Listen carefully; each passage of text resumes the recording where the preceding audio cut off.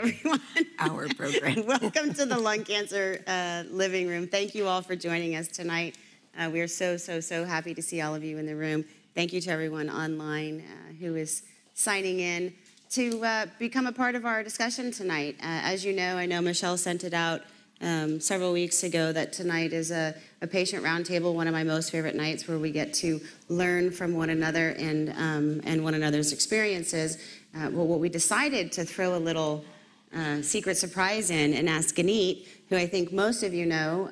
If you don't, Guneet is our Senior Director of Medical Affairs here at the Foundation and in charge of all things ALCF research. She also works over on the alchemy side too. So we're happy to have Guneet come tonight and talk to us a little bit about what happened at ESMO.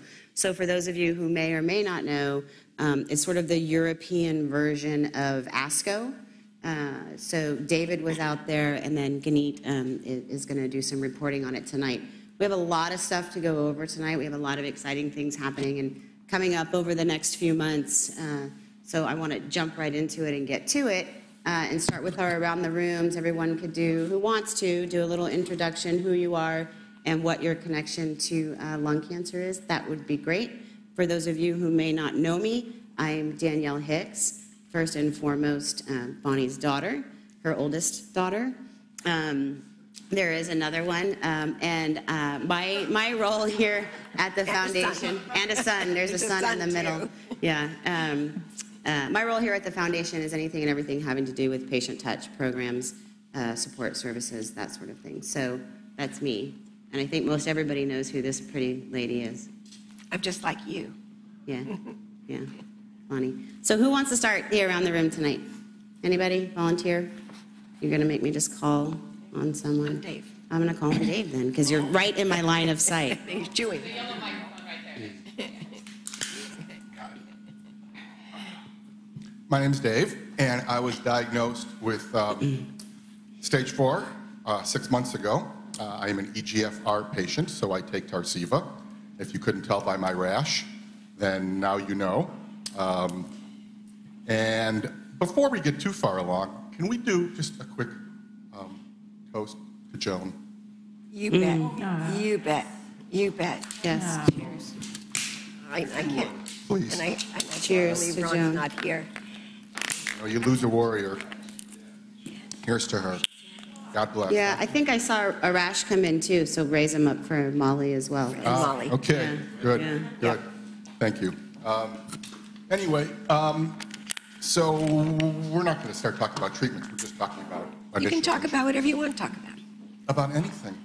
Nothing political, though. No, Don't go there. of course not. Don't go there. Please. We haven't got enough time. I'll just pass the buck here. Thank you. Thanks, Dave. My name is Bruce, and this is my first time here. I've watched the presentation a few times online. I was diagnosed with stage 3 about 6 months ago. And I have been, I started out with chemo, worked, didn't work, did some immunotherapy, we aren't quite sure it's working, so we're gonna go back to, we're looking for plan C right now. So, Okay. I'm sorry? Okay, just listening. Yeah. I don't have any specific markers for targeted therapy. I have been doing, been taking Keytruda. There's been a slight progression. They're not quite sure whether it's pseudoprogression or not. So I'm off to see Dr. Gondara next week in Sacramento, and also consulting more vigorously with my naturopath. Okay. Great. I'm glad to be here. Well, Where are welcome. you being seen down here, Bruce? Stanford with Dr. Neal. Stanford. Okay. Great, with Dr. Neal. Okay. Neal, yeah. My name is Fred Palmer. I was diagnosed with stage 3 lung cancer in October of 2013. I'm currently on immunotherapy.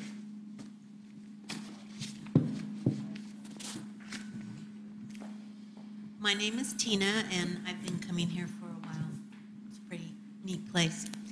I was diagnosed in 2010 in November, and I have been on Tarceva for over 6 years now, and things going well. I'm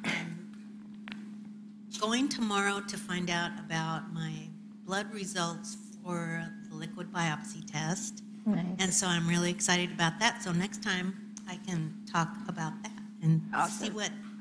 see what that's all about. We're going to talk to you before next time. Yeah. Okay. Hey, good evening, everyone. My name is Ren Long, last name Joe. I was diagnosed squamous cell lung cancer back in 2014 in November.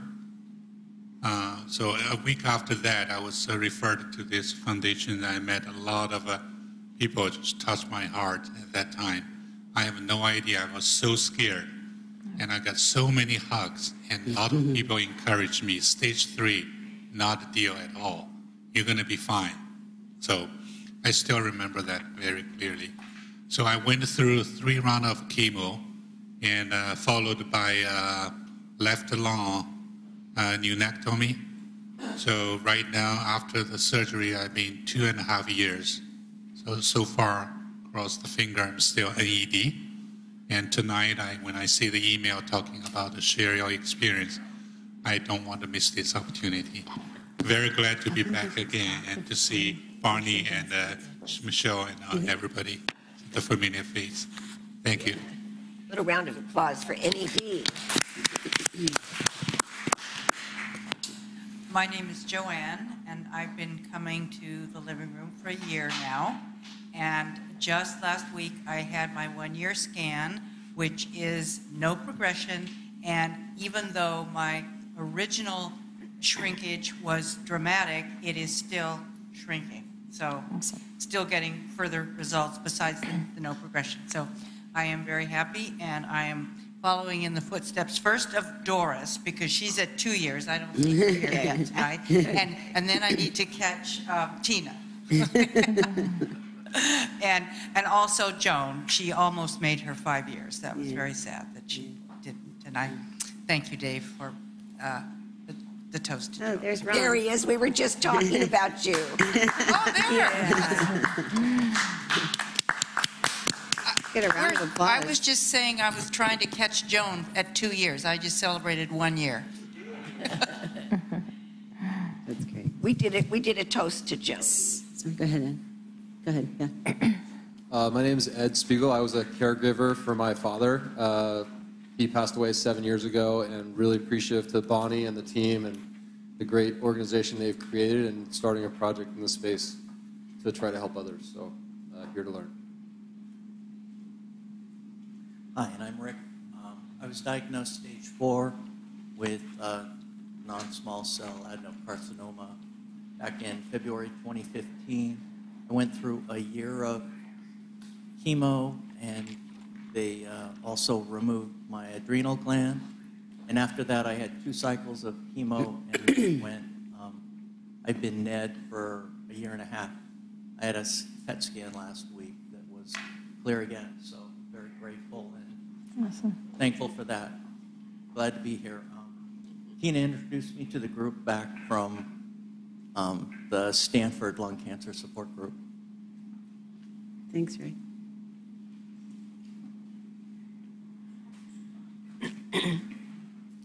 Hi, my name's Robert.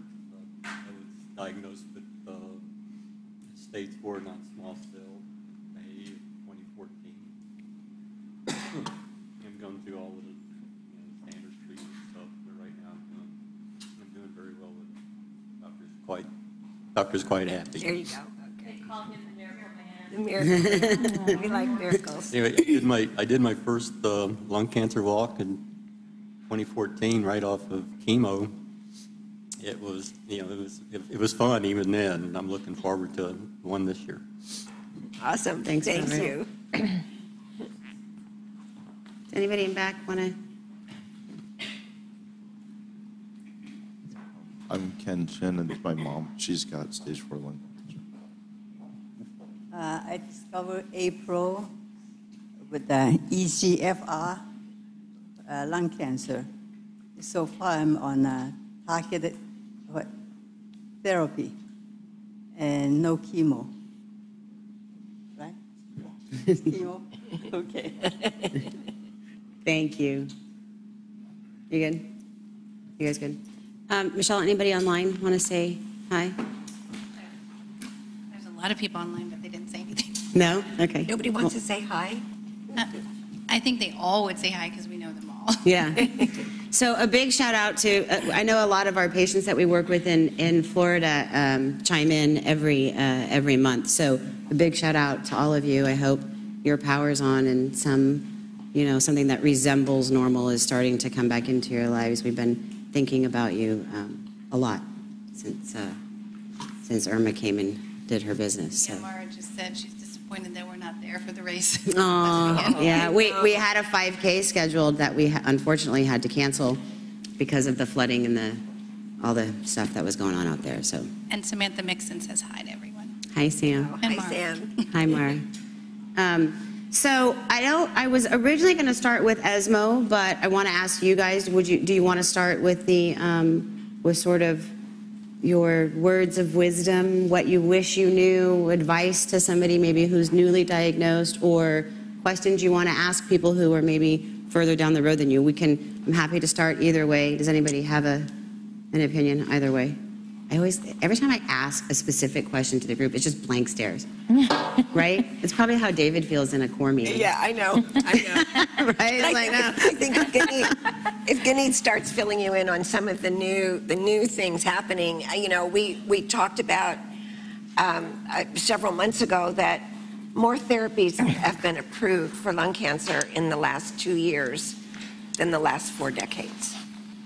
So new things are happening almost on a daily basis. So it's finally exciting to be involved in lung cancer because for so long, we didn't have a whole lot to be excited about. But I think Guneet can share a little bit about some of that excitement. Let's go into ESMO then. Sure. Okay. Awesome. Hi, everybody. I'm Guneet Walia. And Bonnie asked me this afternoon to share something on ESMO. And, ESMO has traditionally, so ESMO stands for the European Society of Medical Oncology, and it is ASCO's European cousin. ASCO is the American Society for Clinical Oncology. So ESMO is the European cousin. And both meetings have, both these societies have their annual meetings. ASCO typically happens in May or June of every year, and ESMO is typically in September, October of every year. And ESMO is typically has been historically considered a dumping ground for all negative data. Anything that's not proven successful for any kind of cancer usually is presented, that data is usually presented at ESMO. But, over the past year or so, in the past 2 years, I think there's increasingly new, fresh, exciting data being presented at ESMO. And there's this, interesting, exciting change. And this year, ESMO for lung was like supremely awesome. There were so many very exciting, very interesting studies that were presented at ESMO. And I'll go over a couple of these, not all of them. I've divided this into 2 segments, targeted therapies and immunotherapies.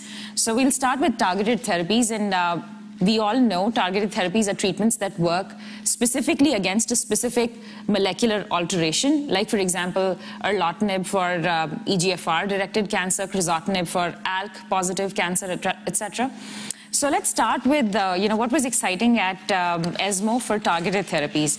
And one of the most exciting studies presented at ESMO across all cancer types was this study that looked at osimertinib, the compound that is also known as Tagrisso, which is currently approved for lung cancer in the second-line setting for EGFR mutation-positive lung cancer, folks who have, so people get treated with erlotinib or gefitinib in the first-line setting, typically respond for close to about 9 to 11 months. Disease progresses, and 60 to 70% of these patients present with EGFR T790M, a very unique resistance mutation, which causes them to stop responding to first-line therapies.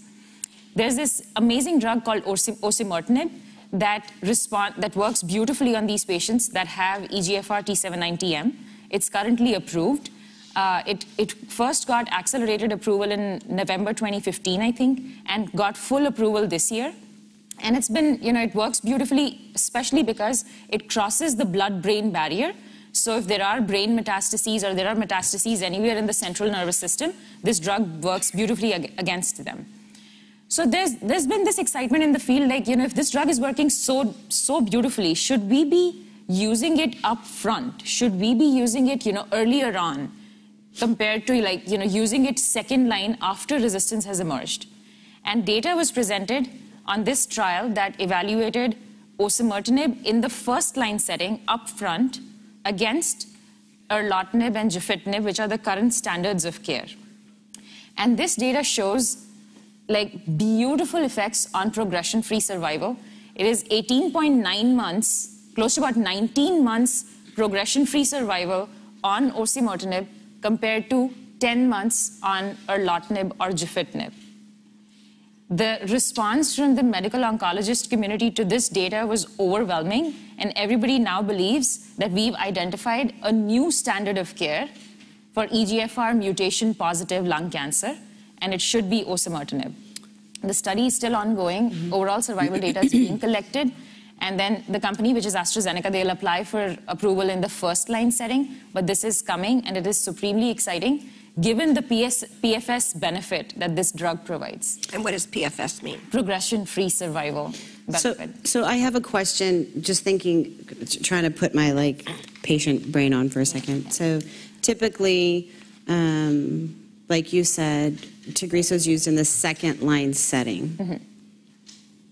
What now becomes a second line? Okay, right. Yeah, there you yeah, go. Yeah. Okay. So, it's amazing for EGFR patients, right? The current standards is erlotinib or gefitinib or afatinib in the first line. When you progress, you have osimertinib, right? And that works beautifully. But if we move osimertinib up front in the first line setting, we definitely prolong emergence of resistance because we are hitting both the original EGFR sensitizing mutations, we are hitting resistance mutations, we are hitting potential brain metastases. Everything's being taken care of up front, but disease definitely is going to come back, right? And what do we do then? What are our agents then? So there's speculation that, when disease evolves on osimertinib, it will most likely have MET mutations, either MET amplification or MET mutation. And MET, we already have inhibitors like crizotinib. So we have other agents down the line after osimertinib up front. But that is a very interesting scientific question because we are going to completely change the biology of the disease, right, up front. So what happens? How will the disease evolve going forward? And do we have new inhibitors for second-line patients now? And research is happening in that space. So does anybody have questions about that? Is that making sense? So instead of, go ahead, Joanne, do you want to grab your mic? How does this information get down to our oncologists? Those of us who are on Tarceva and perhaps should be on Tagrisso. Yeah, that's a very interesting question. One of the ways is, the foundation has our handbook, patient education handbook. We are going to update the handbook with all the latest data, and you can take it to your oncologist. We are hoping to distribute, we distribute the handbook across, Yes, I have one. You do. So it will be updated pretty quickly with these new data. So we are hoping that's one way we'll post. So I quickly created a document on everything that's come out of ESMO for lung cancer. We'll post it on our website tomorrow. You can take that to your doctor. Okay. Yeah. I think it's important to note, too, that this is still in a trial setting. Yeah. So you cannot currently receive this drug outside of a clinical trial in the first-line setting. Yes. And also, with that being said, most doctors aren't going to recommend you come off a therapy that's currently working for you to switch to something else. Yeah. So. But for you, looks like erlotinib, Tarceva is working beautifully. It's been a year. Yeah, which is perfect, right? So if and when, say suppose resistance emerges, you already have osimertinib in your back pocket. You don't have to worry at all. Plan B. Yeah, you already have Plan B. Yeah. Does anybody else have any questions? Michelle, everybody good? Okay. Oh, Ron has a question. Can somebody hand Ron a mic? So if Tagrisso is a first line of treatment, then is there any efficacy to maybe putting Tarceva second line then? I don't know. There is potential. I don't know, but that needs to be evaluated in a clinical trial to see. But osimertinib is, it's taking care of both EGFR sensitizing mutations and resistance mutations. So the likelihood of the cancer evolving into something different is higher. And it's typically seen that EGFR T790M mutation carrying patients, when they progress onto Tagrisso, they have either MET alterations. One portion also develops small cell lung cancer. So it completely transforms from non-small cell to small cell. So, what's happening in cancer, and especially now when we are using this upfront, can't say. And I think, go ahead, Ron, sorry. Yeah, because there's this cost-benefit ratio, right? Yes. I mean, Tarceva is not as expensive, or Alopnic is not as expensive as osimertinib. Yes. And so if you can push off that and into afatinib, and then you go osimertinib, then yeah, you have shorter fuses of progression-free survival, and as you switch therapies, but then you've got this hip pocket one at the end, as opposed to trying to move it to the front. Yeah. I don't know. It's a debate, I think. It's trials. Yes, trials, and yes. trials are going to be the answer. Yep. And the other thing also is, Ron, that patients that are responding beautifully to erlotinib, when they progress, 60 to 70% will have T790M, but the other 30 to 40% might have other alterations, and for them, osimertinib is currently not approved. Right? So, But it might also be hitting some of those other alterations. Is that what you're saying? In the first line setting. In the first line setting, it is working against multiple. Yeah, it works against all EGFR alterations. Yeah. But in the second line setting, there might be something unique that's coming up that osimertinib is not approved for.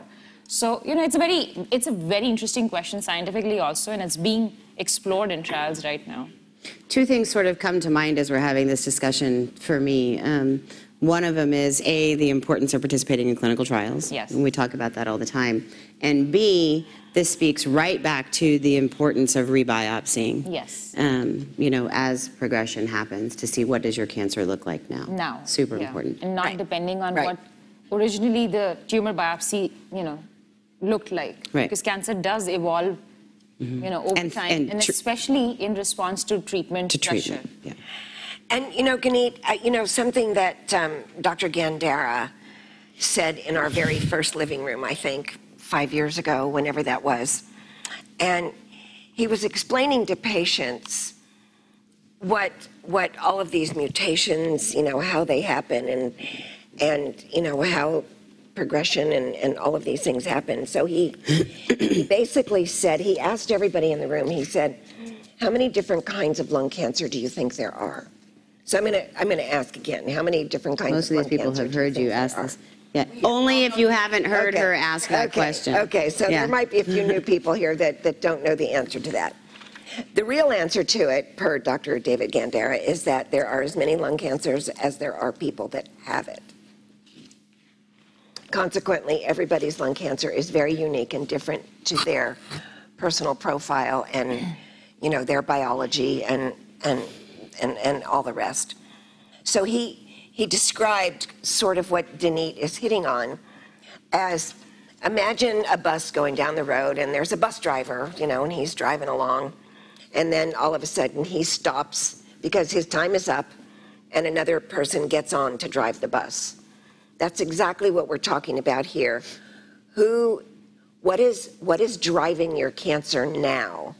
At progression, you might have been originally diagnosed with an EGFR mutation or an ALK or a KRAS or, one of the many that we know of, MET or RET or even now NTRK.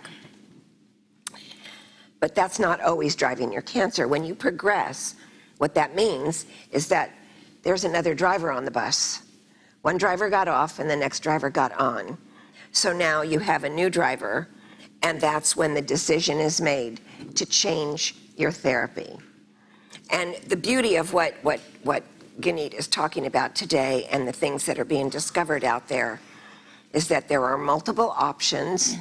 It's not one size fits all. It's, there's something unique for everybody. And what we have to really be concerned about is you patients getting educated to ask the right questions when you go to see your physician and say, who's driving my bus? You know, what's the next thing for me? And the more you know, we know that informed and educated patients live much longer because they know the questions to ask and how. And historically speaking, and even currently in most cases, tissue is needed in order to get this type of genetic information, what your cancer looks like now. But as we've had in the living room here, and I don't know if we're going to talk a little bit about it today, but with the sort of the coming of the liquid biopsy age, it's really going to change that dynamic, make it more cost effective, and definitely easier to just draw blood and see what the cancer looks like. Yeah, I'm definitely going to discuss a very interesting, unique new liquid biopsy test that was shared at ESMO.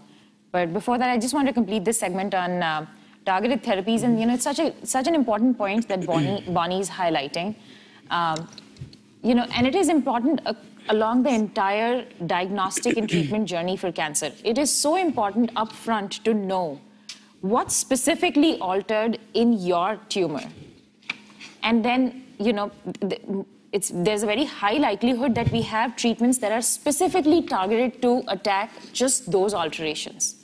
Over time, because your cancer is constantly exposed to this treatment pressure, it wants to continue to grow, and therefore it'll find alternate means to grow still under that treatment pressure, and therefore, try to grow this way or that way. And these are resistance mechanisms. And these need to be identified when you stop responding to treatment so that we know what are the new mechanisms that now need to be targeted. And that's what Bonnie was referring to, first one driver, and then after resistance emerging, a new driver. So in this same, under the same theme, another very exciting presentation at ESMO focused on a unique kind of alteration called BRAF V600E. So this mutation is seen, it is very commonly seen in melanoma, in skin cancer, and there is a combination of agents that work beautifully against BRAF V600E in melanoma. This study at ESMO looked at newly diagnosed lung cancer patients who have BRAF V600E mutations in their tumors and evaluated a combination of two targeted therapies, trametinib and dabrafenib, against BRAF V600E. Beautiful results. What it shows is that there might be treatments that are currently approved for other cancer types that can be applicable to lung cancer, one. Two, it is supremely important to know upfront what is your driver. So that, there might be treatments that might be applicable. Instead of going on chemo or radiation upfront, there might be a targeted therapy that is applicable for your particular tumor type. So what this data showed that for BRAF V600E in lung cancer, we have promising combinations.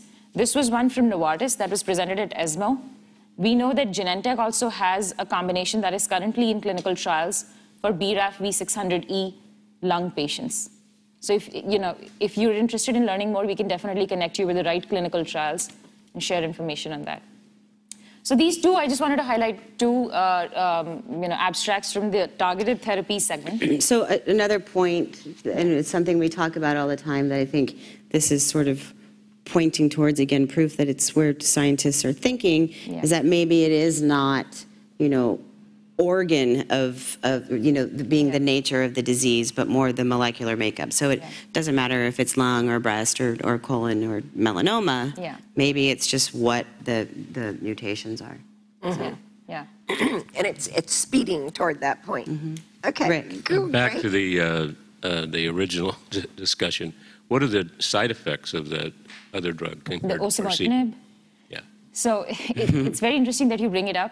Osimertinib has fewer toxicities compared to erlotinib and gefitinib, as was reported in this study at ESMO, which is interesting, right? It shows better benefit and fewer toxicities. Is it the same dosage as in second line? I think it is. I'm not sure about okay. Yeah. But that's still in a clinical trial. Yes. But it will very soon, given this, this positive data, it will very soon be approved in the first-line setting for EGFR positive. It was a big issue at ASCO as well. Yeah. Dave, did you have a question? I see you. Yeah, kind of back to the biopsies. You had mentioned always to continue doing biopsies so you know who's driving the bus. Yeah. At what point, I'm new at this, and there's a lot of people who are relatively newly diagnosed, and so we're on our first-line therapies. At what point do you know this? Is this basically when a scan shows that maybe either we have something new, or because the scan won't show a change in a molecular, genetic marking, right? It's only going to show size. Yeah. Right? So either it's not shrinking, or it's growing, or you've got new ones. So is this the point when your oncologist would say, let's do some sort of a biopsy? Yeah. Or is there other times? So I think there's a bunch of things happening. That's a great question. In what you're saying, typically speaking, the way progression is found is through a scan, right? So you go in for your regular scan. No growth is considered stable, so they keep you on the disease. But any time there's a growth and or new spots showing, that's typically when your doctor needs to reevaluate what's happening. Is it what we've talked about in here is oligometastatic disease? In other words, can we, if it's just one little spot, maybe two, can we just spot treat that with maybe radiation therapy?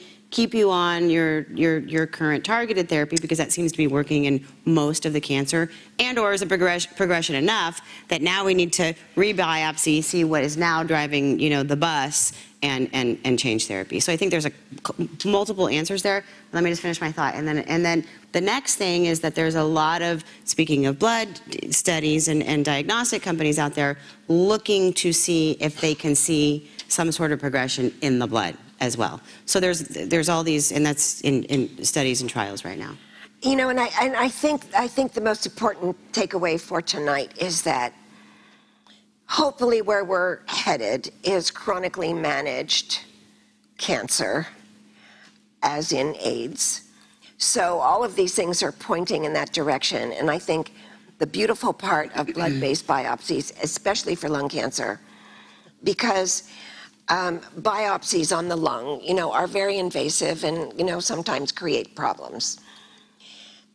Wouldn't it be nice if we could regularly, when we can get all these costs down and some other clinical trials happening, wouldn't it be nice if we could take blood along your journey and actually see the cancer in the blood before you see it on the lung, in the form of a tumor progressing? So Tina's in do you have your mic? Do you want to talk a little bit about the study that you're involved in right now? I don't really know that much about it. Okay. However, what it shows is sloughed off, it's a blood test, and they can find sloughed off dead cancer cells. And that's... It's at Stanford. And I think that it also would show my EGFR mutation if there were sloughed off dead cancer cells. Should I explain? Yes, please. Okay. Yeah. So what Tina is referring to is a liquid biopsy. And basically what a liquid biopsy is, it takes a blood specimen, and therefore liquid, to assess what's happening to the tumors in your body. So what usually happens is say, suppose you have a tumor here, right? It's constantly, if it's growing or if it's not, cells are dying and getting sloughed off, entering into your bloodstream. And they're available right now in your bloodstream either as circulating tumor cells, CTCs, or when these cells break up, they release the tumor DNA into the bloodstream. So they can be seen as CTCs, circulating tumor cells, or ctDNA, circulating tumor DNA in the blood. When you take a blood sample and you look for these, you can look at the specific alterations in the DNA that has been shed by your tumor. And therefore, it's called a liquid biopsy. Instead of inserting a needle into the tumor, going into the bone or wherever the tumor is, you can just take a blood sample and look at what the alterations are in the tumor. The other positive of using a liquid biopsy is that when you do a single site tumor biopsy, you're just assessing what's happening at that specific location. But if you have multiple tumors, you don't know how this tumor is different from tumors, say, suppose here or elsewhere, number one. Then there's also this very interesting concept of intra-tumor heterogeneity, which means that even the same tumor does not look uniform. So one segment of the tumor might have a specific alteration. Another segment of the same tumor might have a completely different alteration. But if you're biopsying segment A, you don't know what's happening in segment B or C in that tumor, or in, tumor 2, 3, and 4. So using liquid biopsy or a blood biopsy, you're hopefully getting a comprehensive view of everything in your body, and therefore the benefit of liquid biopsies. All perfect. However, when you're first diagnosed, you do need a tissue biopsy, because that's going to tell the pathologist what kind of cancer you have, whether it's adenocarcinoma or squamous cell or small cell so we need to look for a lot of things in that first tissue biopsy. So blood-based isn't replacing tissue. Tissue will be used when it's needed. But I'm looking at Dave and he's going, do I have T790? Do I have T790? No, I know I don't. Okay, but Okay. But upon progression, and hopefully you don't do that for many, many years, but if you do, and when you do, all of a sudden the T790 can show up when it didn't show up in the beginning. Well, and I think, and I don't remember exactly, because I know you shared the protocol with me, Tina, and I don't remember exactly, but I think that's exactly the study that Tina's involved in as an EGFR patient. What they're looking for is potential T790 to show up in the blood. And at that point in the blood, is it time to change it? If her tumor still looks the same, how long will it stay stable, or how long will she be NED, or all of those things? There's so many things that factor into it. Yeah, so these liquid biopsies, in trials, what they're basically assessing is emergence of treatment resistance, right? So if you're responding to treatment beautifully, there's no way to find out when you stop responding to treatment. So what we can potentially do is, if we have serial liquid biopsies during the span of your treatment, that can tell us how cancer is evolving over time, right? It might continue to respond to your treatment, but it doesn't mean that it stopped evolving completely, because it's still trying to find those ways to continue to grow. And if we do these individual snapshots in time serially, we can see how disease is evolving, when resistance is emerging, and if we can catch it before it becomes, widespread, we can hit it and therefore curb it. And that's, but it's still in trials, it's still in studies, and that's what Tina's on right now. And that's it. And I'm also in a liquid biopsy trial with Natera. Okay. Okay. And it's specifically for lung cancer. I don't know if it's only EGFR, but it's for progression. Yes. So most of these liquid biopsy studies are looking at panels of genes. So they're looking at multiple different genes that they look for at one point in time to see if any of these are up or down, are altered at a specific point in time. So they wouldn't just be looking at EGFR, because, when an EGFR positive patient progresses, they don't necessarily have a mutation just in EGFR. They can have a mutation in one of, 20,000 genes. Anything can get mutated, altered for the cancer to grow. So, these companies are looking at panels of genes. New drivers, looking for new drivers. I think, Tina, is it on top of this answer? Okay, good, great. I just want to point out that Alchemy, the Addario Lung Cancer Medical Institute, we're launching 3 liquid biopsy studies in the next month or 2. So we'll come back and talk more about it, but I just want to say this organization is helping to drive that paradigm and really understanding how to use these liquid biopsies. And the other comment is, and I think Guneet and everybody would agree, that liquid biopsies are not perfect. Right now, tissue is the gold standard, so don't go to your doc and say, I don't want to have a biopsy just because you've heard about this. It's a still key opportunity, but it's in the development stage. In tandem, but all on the way to chronically managing. Yeah. Well, that was my question, my kind of science fiction question.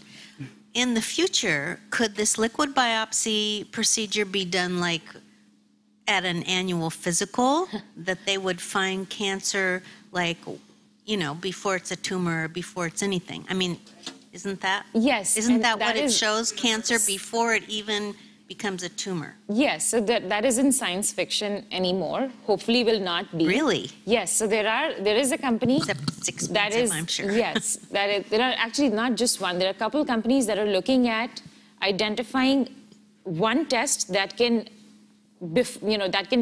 detect cancer before it's physiologically apparent. So at an annual physical, you just go, you get that one blood test, and it'll look for everything across everything, and tell you before it's actually physiologically apparent that there is a possibility that your body is developing a tumor at this particular location. So that research is going on right now as we speak. Blood tests in the early detection space come with their own set of challenges. But though, right? yeah. Does anyone happen to know the cost of these liquid biopsies versus a traditional biopsy? They're the same. Well, actually, They're the the actual biopsy is more expensive to have a tissue biopsy because it's more invasive and it requires surgical room and so on and so forth. But a liquid biopsy is, pretty easy to do. It's cheaper, but it's still expensive. It's cheaper, but it's still Do expensive. we know roughly what these cost? I mean, They're pretty equal.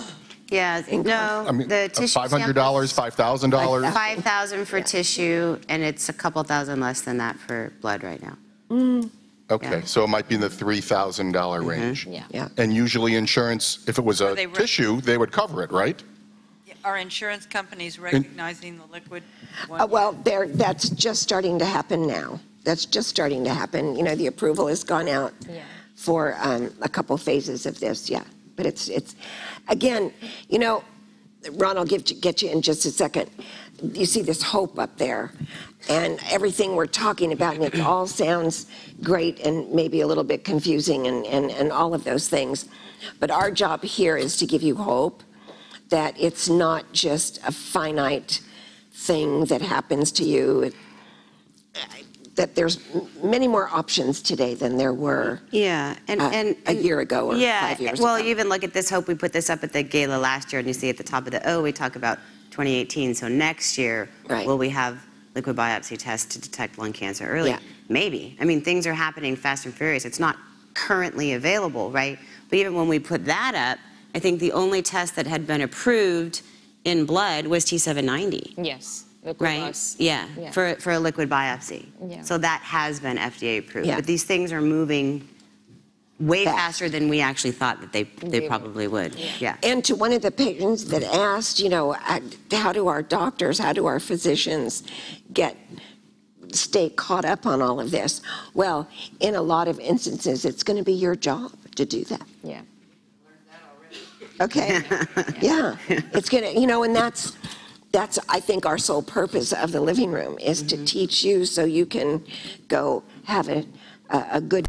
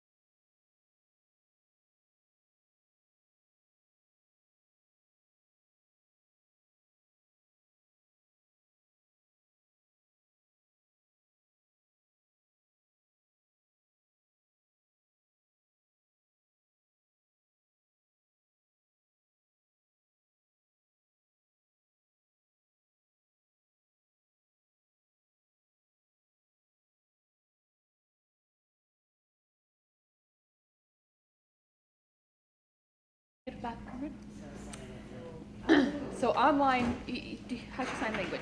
Yeah. Your mics seem like they're off. They are. The sound system is. Oh, you shut it down. No. It went down. We were trying to bring it up back up. So you're typing that to everyone, letting them know. Okay, so they know via. Okay. Okay, perfect. They can come back and let me know that this will be up and afterwards. Yeah. Okay.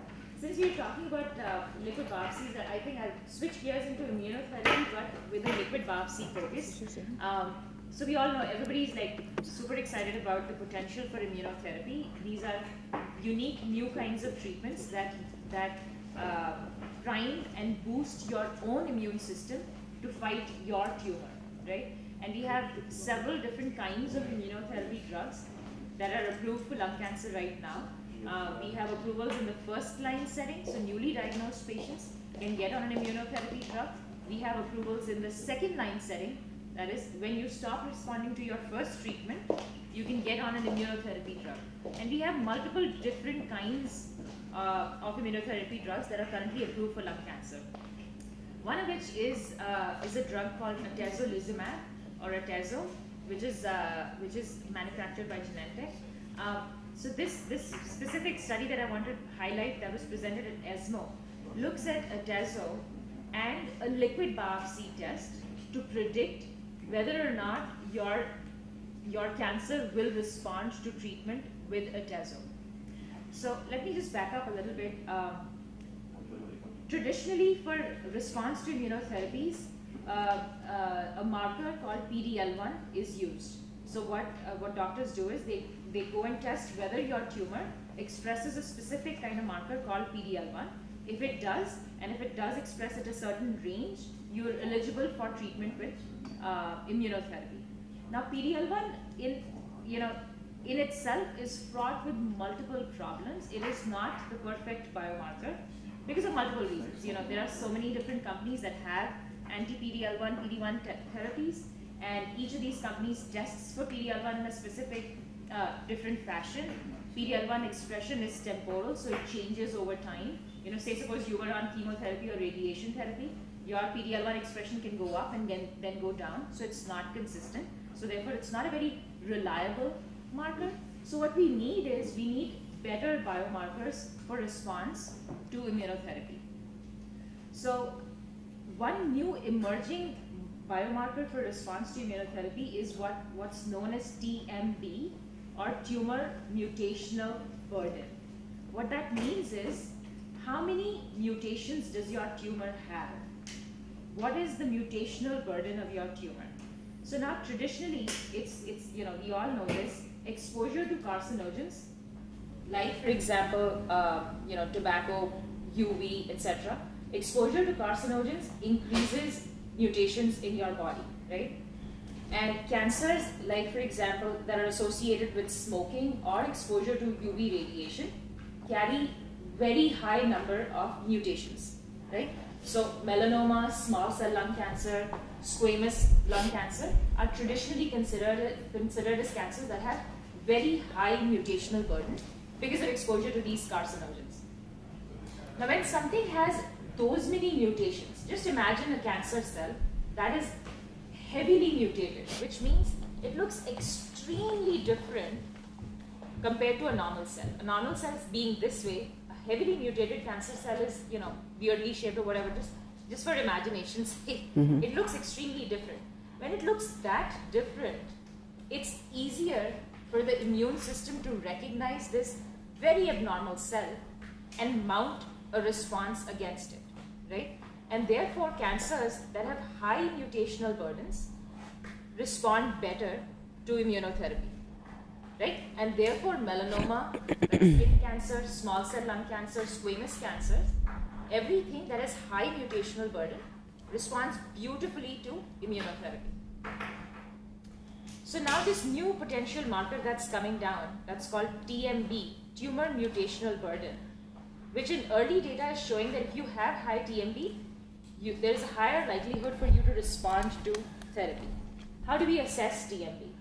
It has so far been assessed through tissue biopsies, so invasive procedures.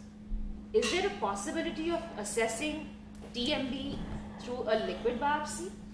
And the first result, the first data on that was presented at ESMO. It shows that yes, TMB can be assessed by a liquid biopsy test. This test has been developed by Foundation Medicine. they look at 394 genes. So that's a big number of genes that they are looking at using next-gen sequencing, next-generation sequencing across 394 different genes. And that's how they assess whether a tumor has high mutational burden or low by assigning a score. So they assign a score to your, once they assess these 394 genes, they assign a score to your tumor. And based on that score, you know whether you are high or low. So for this particular study, what they did was they set the cutoff at 16. So if your TMB or tumor mutational burden score is 16 or higher, the data show you are more likely to respond to immunotherapy drug atezolizumab. The progression-free survival is better. So this is very exciting. It's very interesting because we have now kind of identified a better biomarker for response to immunotherapy, and we've identified a biomarker that is non-invasive. You don't have To get a tissue biopsy. Still very early, still in clinical trials, but huge potential here. And that's why I wanted to share. So this is yet another study that is sort of pointing back to comprehensive genomic profiling being important, and another reason that it's important, right? Versus just looking for EGFR, ALK, ROS. Right? Yeah. And the combination of tissue and blood is a beautiful thing. Which is exactly what I was going to come to, because so blood TMB in this data, or BTMB, as it's, if you go online and search for it, it's like BTMB is how they're talking about it online everywhere.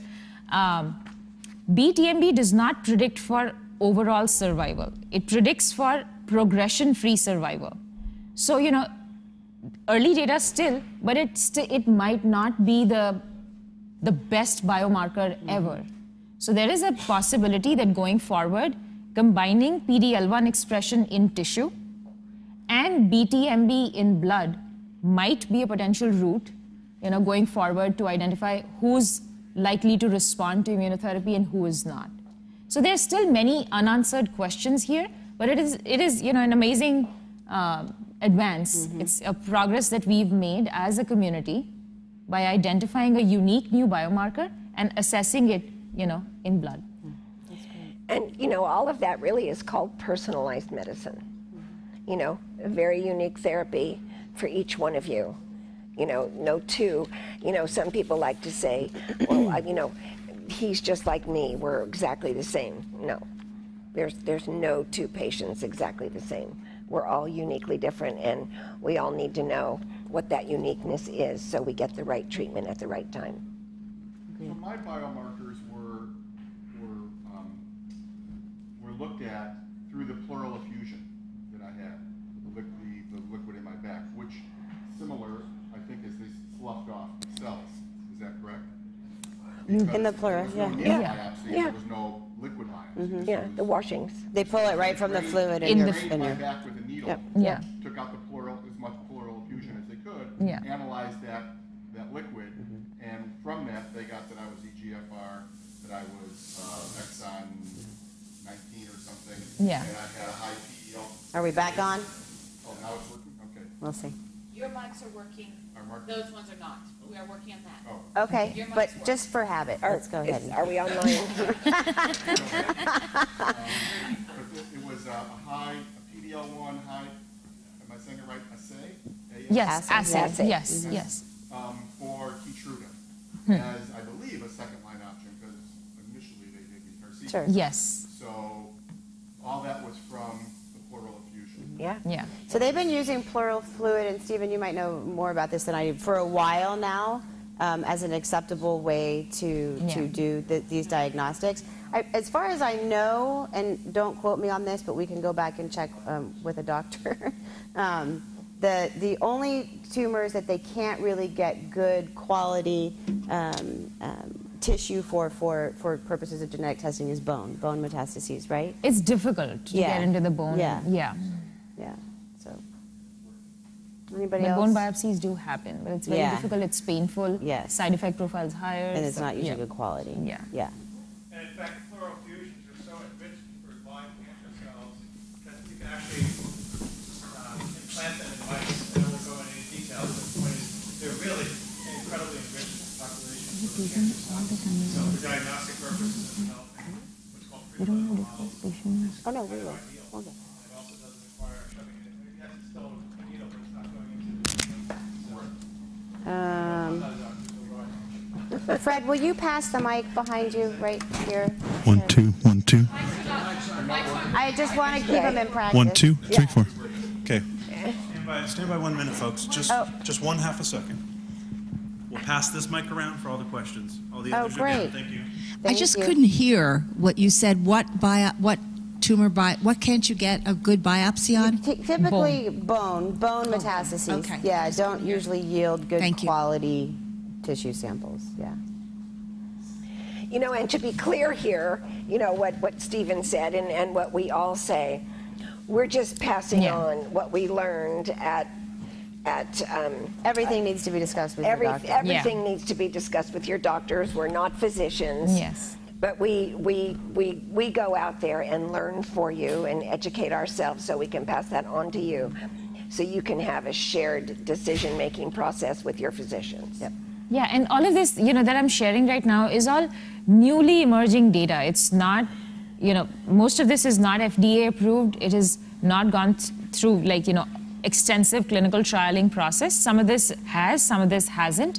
And this is new, exciting new data that's coming down the pike that we can all, you know, it is supremely exciting that things are changing, and things are changing so rapidly for lung cancer, a disease that has been neglected for so long.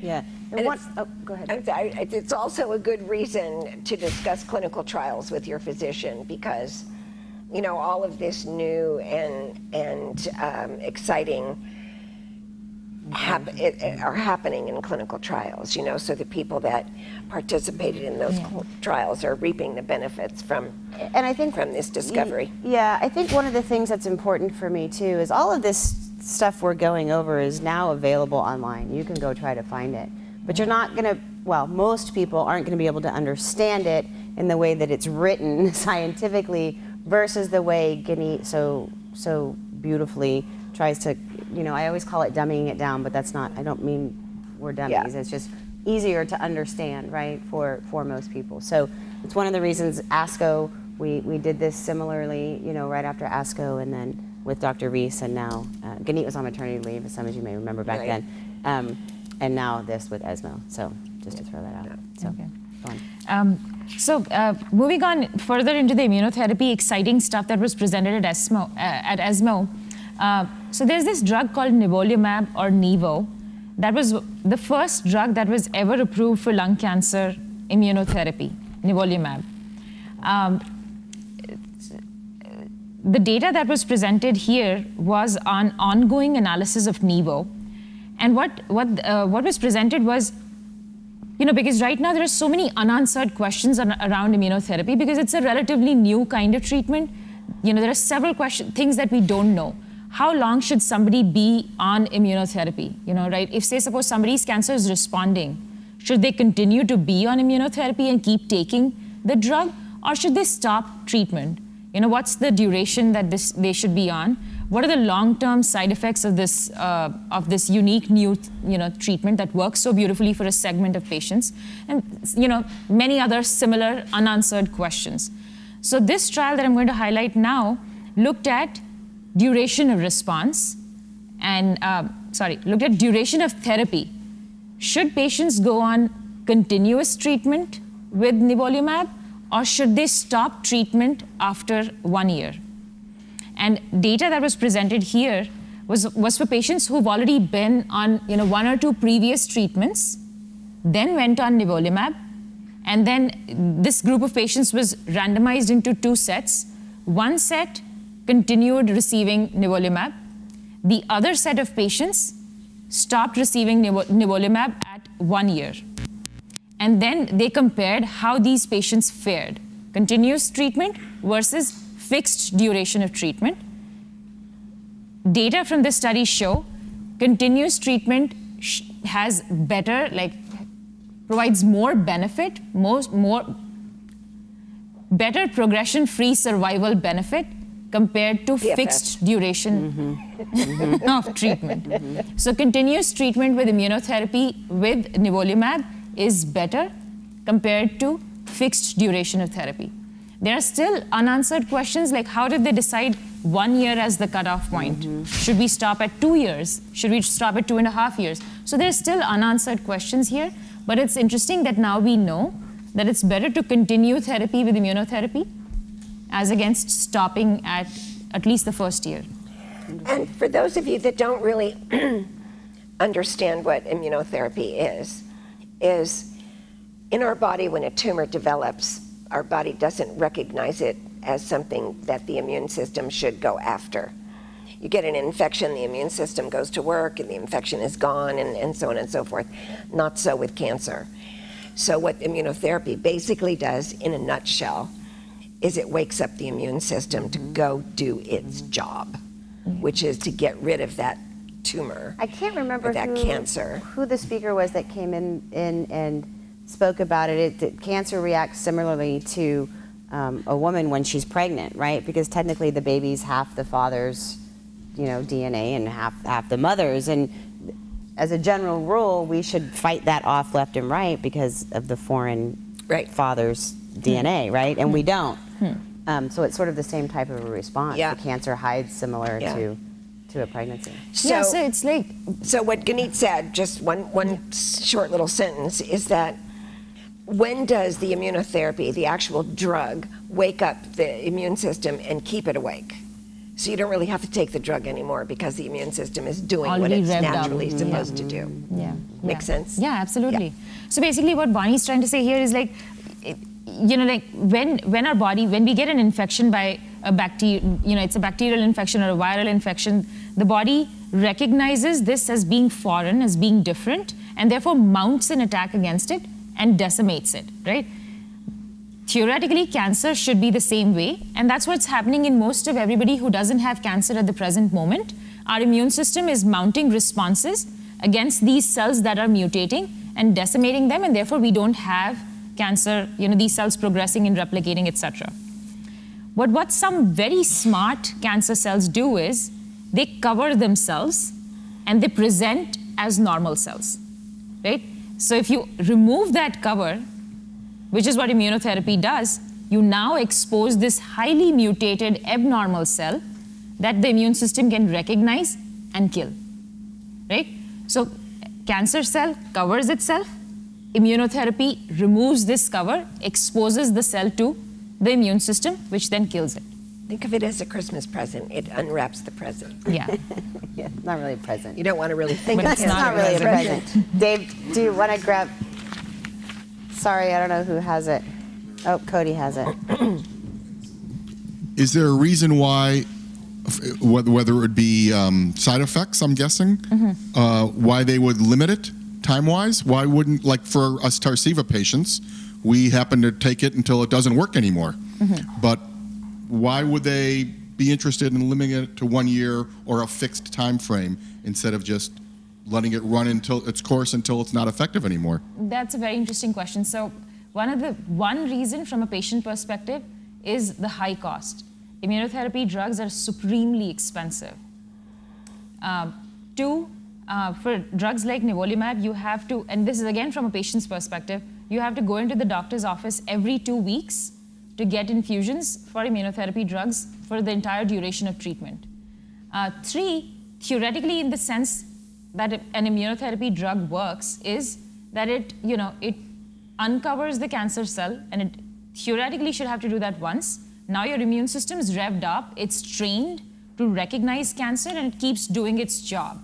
Theoretically, that's how it should work, right? So you should, like a vaccine, just need it once, train everything, and then you don't constantly need, like in some senses, some cases you do need boosters, but some cases you don't.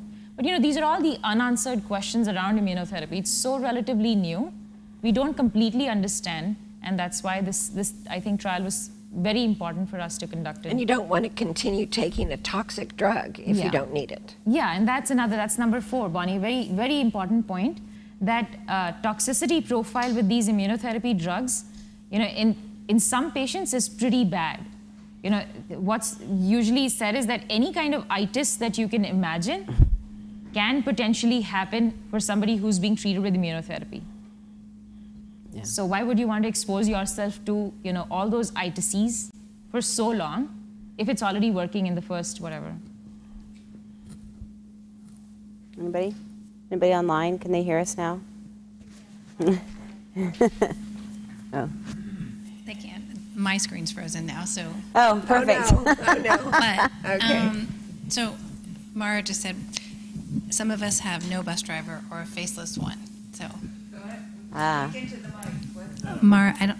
Yeah, I don't think it's It's working. not going to work in the room, but just talking to it. So It's she's, going to so the the, net. the question online is, what about for the patients who don't have a bus driver, or there is one, but it's got no face? Whatever, in other words, there's no detectable mutations. There probably is one, we just haven't found it yet. Yeah. Or we know what it is, but we don't have drug Right. against it right now. It most likely is in clinical trials. If not, it will be coming soon.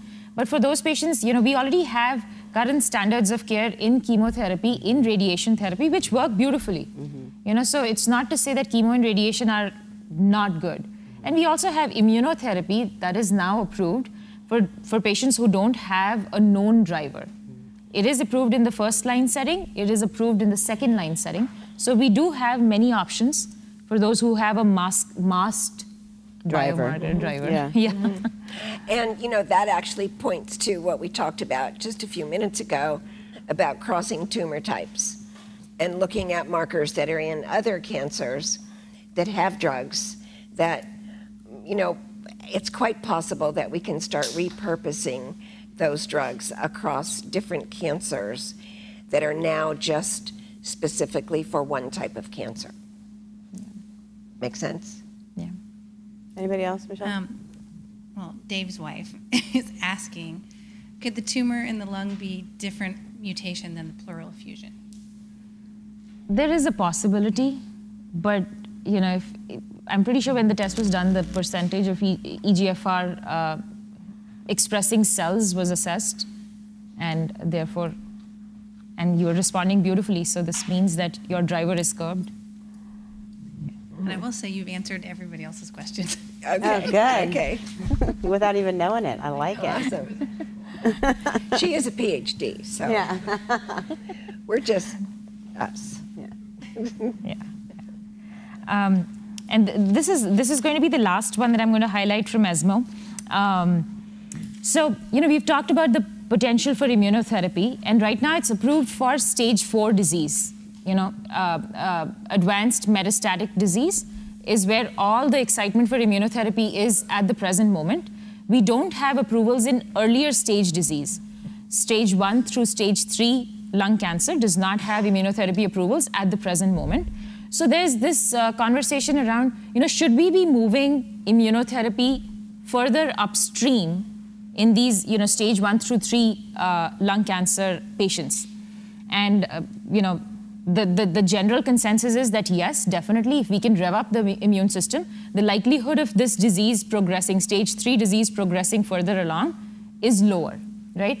So there was a study that was presented at ESMO that looked at, again, the same drug that I referred to earlier, atezolizumab, which is the drug from Genentech. And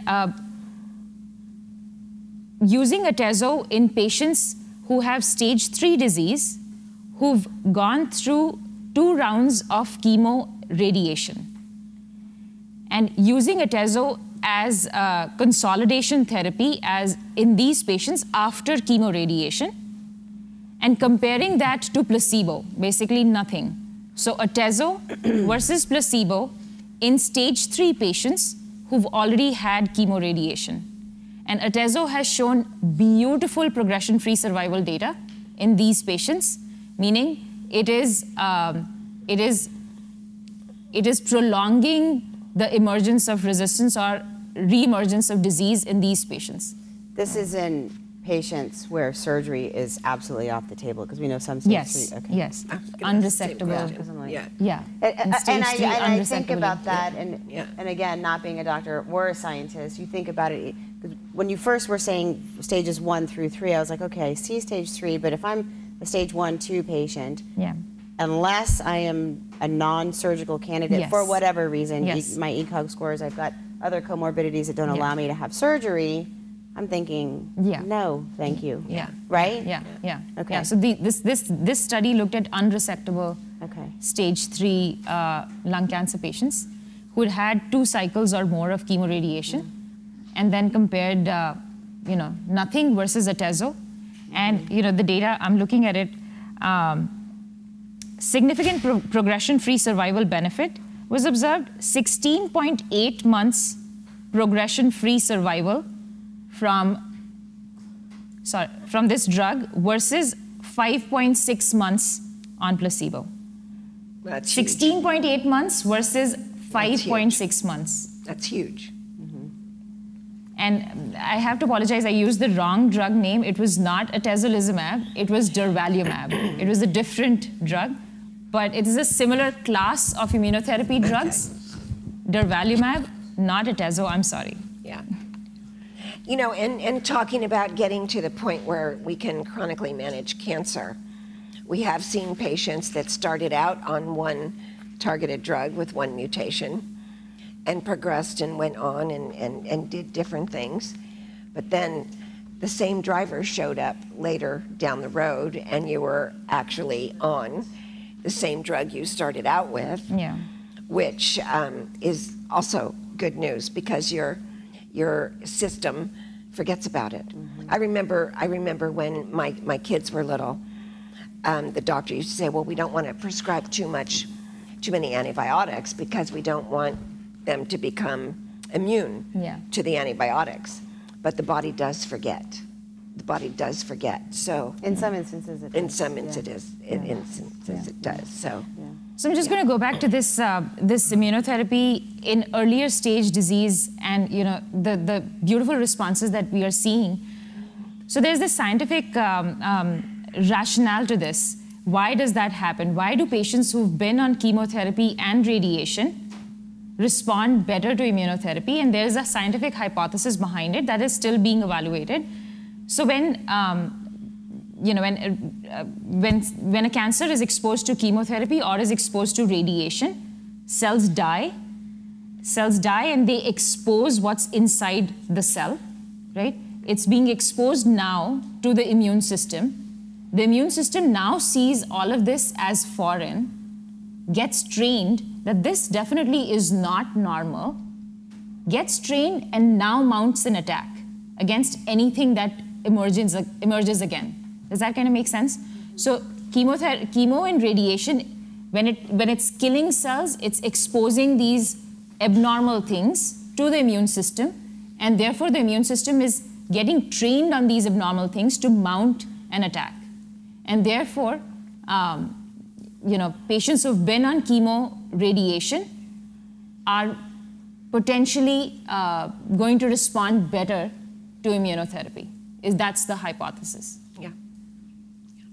And that was kind of seen in this study with durvalumab also, 16.8 versus 5.6 months PFS benefit. Yeah. I'm done. Yeah. I have a question for everybody in the room because I think this is a good thing to discuss. How do you feel about some of the commercials you're seeing on TV about direct-to-market advertising for these therapies when you don't really understand them? Does anybody have anything to say about that? How do you feel about it? Well, I personally think it's great because I think you have an opportunity now to go discuss that particular, option with your physician. So I think that's good. I think what the problem might be is that, some of these things seem like an amazing ray of hope, and then there's amazing disappointment that you don't qualify for that particular drug that they're talking about on TV. So does anybody have anything they want to say about that, Ron? I think that the ads seem to drive demand where there might not need to be. And I think that's the fear I have with this, that there should be that discussion But I think the target should be not the patient, but should be the doctors. The doctors should be more educated, and it's evolving so quickly, they need to target them. When you start driving the consumer demand on TV, it's like, I don't know. It's like puts it up there with, this is as good as stuff as, what's that other stuff? Those, the other stuff that they advertise all the time, late night TV. Yeah. Well, yeah, there's a lot of stuff. There's a lot of stuff there, which I'm watching. Really as good as Viagra? Is that where we're going? Right, Ron? are we going to I don't know. Viagra? Does it work that well? Are I'm we? not sure. I agree with you. I think that I like it for a lot of the same reasons. I think it informs patients, starts that conversation with the doctors. I think one of the challenges is what you said. There is sort of an assumption based on the way they're presented that it is the do-all to end-all, and you must be on this therapy or else. Yeah. You know. And immunotherapy drugs right now, the way they are presented, it almost makes it sound like it works for 100% of patients. Yeah. But right now, immunotherapy only works for 25 to 30% of lung cancer patients, right? And melanoma. Yeah. And what about the other 65 to 70% of patients? But they are getting this false hope when they watch this commercial that, this is definitely going to work for me. But I think with that being said, when you start looking at that 25% to immunotherapy, and then you look at the other similar percentage, to a targeted therapy or something, and then you look at how well patients are doing on some of the chemotherapies, particularly some of the triplets and the maintenance therapies. There's good news like all across this pie, thing. Yes. And it's really the most important takeaway is finding out which piece of the pies you fall into, and then getting the best treatment within that slice. And to Danielle's point, I think your goal is to go back to your physicians, when you need to have this discussion and say, I'm unique, I'm different. What are you going to prescribe for me and my unique profile? I look at genomic profiling, just like I look at CSI. My husband accuses me of being like a CSI groupie, and You I want am. to so bad in your next life. I am. Yeah. But it's like profiling that, we have a profile, and your physician needs to find what your profile is and make sure you get the right drug at the right time. That's what you need to demand from your physician. Recognize how unique I am, how really, really terribly unique I am, and then let's talk about what works for just me. I don't care about what works for Joe. I want what works for me. I have a comment on the advertising. Oh, good. It works better. Thanks, Bridget. If you're advertising this drug to the masses, it's costing a lot of money, and that cost of that advertising is going into the cost of the drug, right? That's true. So why don't they spend that money getting it out to the physicians, which are a lot smaller group of people than all the world, right? That is awesome. Well, but I think that's pharmaceutical companies have a unique challenge there nowadays that maybe wasn't the case, even just 10 years ago. There's sort of this locked door policy when it comes to these reps on the ground being able to come in and get time with these docs to really be able to truly educate them. I mean, it's one of the sort of gaps in the system that we talk about at a lot of our meetings. And how do we fill it? How do we make it easier for the physicians to become educated on the sort of fast and furious pace that cancer treatment is taking? And it's tough. But I have to say something that I'm very proud of that Danielle has put together, and these are CME live streams that we're doing, and CME stands for Continuing Medical Education for Physicians. So we're finding the biggest and the best in the world. We're bringing them into living rooms, and you're all invited because patients are always invited to these, and these go out to physicians. So, had this been a CME meeting tonight, this would have gone out to numerous physicians and the around way the world. the CME work, we did. Some of you have been to them because we hosted a few actually at Peninsula Television at their studios. Michelle and I will be first week in October out in Memphis with Dr. O doing our last remote CME for the year. But it is an exciting time. But even that's not enough, right? We can't get it there. With the amount of doctors there are treating lung cancer out there, it's really important that we help them to more readily and easily keep up with what's happening. Brooke, would you be interested in commenting on this in your role as marketing director for Genentech, and how Genentech is, cannot communicate directly with physicians on drugs that Genentech manufactures? Well, this is my personal opinion. Let me stand up. I would say that you guys have touched on a lot of important things, which is the patient, you are always your best advocate. And so if DTC is going to be something that brings people in to ask the right questions, and you are educated, you're probably going to get the right treatment. Mm-hmm. So there are pros and cons to both of this, but the way that I think everyone looks at it is you are your own best advocate always, and this is why these sessions are so important, because physicians have a wide range of capability based on their small practice or large practice. General oncologists have a tremendous amount to keep track of, far less than you do. And even though it's overwhelming for you, imagine them. So, I mean, that's what I would say about it. There are pros and cons. I think the pros might outweigh the cons. Yeah, if it generates a Genentech conversation. doesn't do that, but that's just, a matter of timing and who knows, right? What the I future agree. will hold. I think there's definitely that top-down, bottom-up. I think both things have to happen. The patients need to be educated, and so do the physicians. I mean, I just Our think- goal, we're like the middle people. Our goal is to teach the top and to teach the bottom and meet in the middle so the patient gets what they need at the right time. It's a very, very small percentage of medical oncologists that are able to go to meetings like ASCO and ESMO. Like we go to. Yeah, very small They're not percentage there. of them. To be able to keep up with Yeah. all of With this, all the across all advances. cancers, not just in lung, right? So. Just a little side note, but if I went to my doctor and said, I saw this advertisement on TV, a commercial for this drug, and if he didn't know anything about it, I would think I would go right out the door. That would be a big red flag that I wouldn't want him for a dog. Exactly, exactly. It's exactly. that's a tough one for me, because I've actually talked to patients, and I'm sure Michelle and Mom, you can say the same thing, where they're angry for that very reason. How come I had to come and talk to you to bring back to my doctor this information, which actually PS turned out to be right?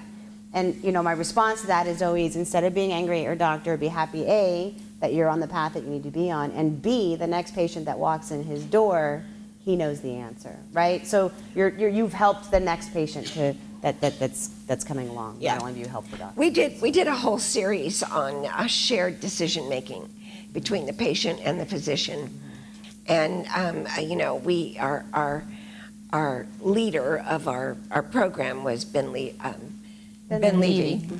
He's now with Duke. He was with Cedars in New York, but he handled the whole thing, and we had patients lined up here, and we had all of these questions. Talking about many of the things we're talking about tonight. And when it was all over, Ben said, I'm a better doctor now. That I was able to sit here with these patients and find out what their concerns were and what they wanted. When you have your very, very first diagnosis, it's so overwhelming. It's so overwhelming because all you've heard is cancer. That's all you've heard, and you're not hearing a whole lot else on that particular moment. But the next one, you bring a notebook and you ask a lot of questions and you do a lot of things. It's your job to tell your physician what your best outcome is that you're looking for. Whatever that may be. And for some patients it may be, I don't want any toxicity. I don't want X, Y, and Z. And then the doctor should tell you what his or her expectations are. Yeah. So you're both on the same page. And from that moment on, your physician knows what you're looking for, you know what he or she is looking for, and I think you automatically have a better relationship. Yeah, I think that conversation boils right back down to personalized. Personalizing medicine is not just in the therapies or the drugs that you're given. It's in what communication. What those shared goals are, what your physician, the conversation that you have with your physician about what your goals of care are, right? What are you looking to get out of it? That's equally as important as he or she knowing, you know, the current standards of care in cancer. Yeah. And don't be afraid to do that. Don't be afraid to do that, ever. I have one more exciting advance. We need a mic. There we go. I just want to, if I can, I want to go back to immunotherapy because you didn't mention anything about the side effects. Yes. And I don't know that many people that have had it, but I do know 4 reasonably well, and maybe they're outliers, but they practically, every one of them was like practically dead. Right. They recovered really well, and they have absolutely tumors are gone. Yeah. So that's the great part. But I mean, to get there Yeah. was so horrifying. So I just wanted to ask, you know, I don't mean, I mean, this was like fevers of 106 for days, ICU for weeks. Yeah. Is that typical? Or is that, are they outliers? I mean, I just, you know. So, you know, it depends on what kind of immunotherapy agent that they went on, number one. And if they were, say, suppose melanoma patients, in melanoma, in skin cancer, there are combinations of immunotherapy that are approved. And these combinations are supremely toxic when given together. And so, you know, just to understand why this happens, we are playing with the immune system. And we don't know exactly how we are altering the immune system. Right? And if you're revving up the immune system, there is a likelihood that it's not just recognizing cancer as foreign, it is probably also recognizing many of our own normal systems as foreign, and therefore mounting attacks against normal cells, and therefore all kinds of itices that we see with immunotherapy. And if you combine 2 drugs, just imagine, you know, the extent to which you've kind of revved up the immune system, and now it's going haywire in some cases. Some patients have minimal toxicity, some patients have, you know, extensive toxicity. It depends on what specific drug they're on, depends on how many previous treatments they've been on before So this. it's just really hard so several different factors, but yes, it is common to see severe toxicity with immunotherapy. But you also have to understand, you can see somebody on immunotherapy that has no toxicity. Again, it's, you know, each of you are really, really unique. Yeah. Don't get a preconceived idea about how you're going to respond or not respond. Just kind of go with it and deal with it as it comes. But that's also part of that shared decision making, right? Having this conversation with your doctor, understanding what the potential side effects are, and then make a personal decision as to whether or not you're willing to kind of bet the odds. I'm just looking at Dave. You know, I've known, you know, hundreds of patients that have been on your drug that never had a rash at all. And some that, you know, have. Thanks. Yeah. But you know, you're unique, and supposedly that means it's like working like crazy. So that's I keep looking at Joanne and Tina and It's like who was the one in we're Florida who came? Yeah, right. Yeah. Right? Yeah. And I mean, she's been on it for 10 years. Right. She's, Yeah. right? She's like our savior. Right. And beautiful skin, Yeah, all of right. them. Yeah. Dosing too, maybe. I don't know. You might want to talk to your physician. But there is about a that. I don't tendency, the longer you're on the drug, for those side effects to wane. Yeah, I think we yeah, talked about yeah, that before, yeah, for the rash to kind of, your But body you're gets used to it. all just so unique and different. So I think Guneet had one more thing, and then I want to get to some of the... Yeah, just one quick thing that I wanted to share, which happened on September 14th, just a couple days ago. The first ever biosimilar drug for cancer treatment was approved on September 14th. It's a huge news. What's a biosimilar drug? Yeah, I am getting into... So a biosimilar is a copycat version of a biologic drug. What's a biologic drug? Biologic drug is something that is produced by a living cell. So, you know, any kind of antibodies, like for example, Avastin or bevacizumab, anything that ends in AB is usually an antibody and is usually produced by a living cell. So imagine if you have to produce something using a living organism, it is definitely extremely complicated and is obviously, secondly, very expensive. So if you're able to produce a drug which is a similar, a copycat version of this biologic drug. And cheaper. Yeah. Through a chemical process, not involving living cells. So it's a biosimilar, right? And it is obviously going to be cheaper. So this, this biosimilar, the first ever biosimilar was approved for cancer treatment. And this is for the drug Avastin, for bevacizumab. And it is expected to cost 30% lesser than the actual biologic drug, which is huge because Avastin typically costs patients, in the range of $6,000 to $12,000 per month. And widely used in lung cancer. Yeah, and it's huge. It's the first ever in all of oncology, right? Yeah, and it has been approved across. Yeah, it is. More Yeah. coming. Yeah, More and coming. it has been approved across multiple indications, so lung, colorectal, but lung is one of the indications in which this particular biosimilar has been approved, which is huge, right? We're entering this era where we'll have, more quote-unquote generic drugs for these biologic drugs. It's not exactly a generic, but it's like, less expensive versions of these drugs. Yeah. And hopefully one day we'll have a biosimilar for immunotherapy. Yeah. Hopefully it'll not cost Yeah. as much. Can't say, but we're already entered. We are entering that era. Yeah. Which is amazing, right? All good news. Absolutely. All good. No bad news tonight. No bad news. All good news. That's all good news. Everybody online, good? Yeah? Okay. Anybody in the room have any questions on any of the things that Guneet went over tonight from ESMO? Any comments? I would just comment on how Ooh, there you go. That's service. how clearly she explained everything. That completely very understandable. Yeah. Thank you. Yeah. Thank you. Yeah. Thanks, Joan. Yeah. Anybody else? She's great at that. So what ultimately wound up happening was we spent almost our entire meeting on ESMO updates as opposed to what do you wish you knew. I don't know, we probably have time for maybe one. If anybody has something that they would like to ask the group about what you wish you knew or any advice you can give to somebody who's maybe newly diagnosed on how to move forward. Anybody? We don't want to just give one. You can, Ron, huh? I would think we covered a lot of things, people should be talking to their physician about and wish they would have known when they were first diagnosed. Yeah.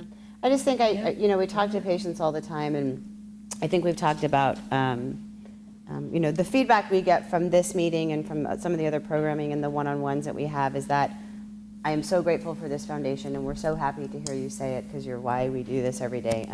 But I wouldn't know this or I wouldn't know that if it wasn't for you guys, right? And or for what I learned in these meetings or from the handbook or from talking with somebody from the team. And I guess when I look at that versus this market research we did about where in this patient journey, someone is most likely to be receptive to this information, it's usually not until pretty well after a first-line treatment has already started, right? And so my wish, if I wished newly diagnosed patients could know anything, it would be about us and the resources and the information that we have available online or in person, so that those decisions, to your point, Mom, the best drug to the best to the patient at the right time, all of that was actually happening. Because quite often, and it's not too late ever for a patient to come to us, but in order for that to happen up front and all of this complicated information to be able to get down to that newly diagnosed patient would be, that would be my wish. And Dave. I recommend the foundation to several people already, many already. And I find that I kind of send a different link to them. Usually you do this via email to somebody, and they say, send me some information. So, you give them the website, which, of course, when you go to the website, it's wonderful when you know it, but if you are brand new to it, right, it's like, where do I start? I mean, they're just as lost looking at the website as they were before they even heard of the foundation.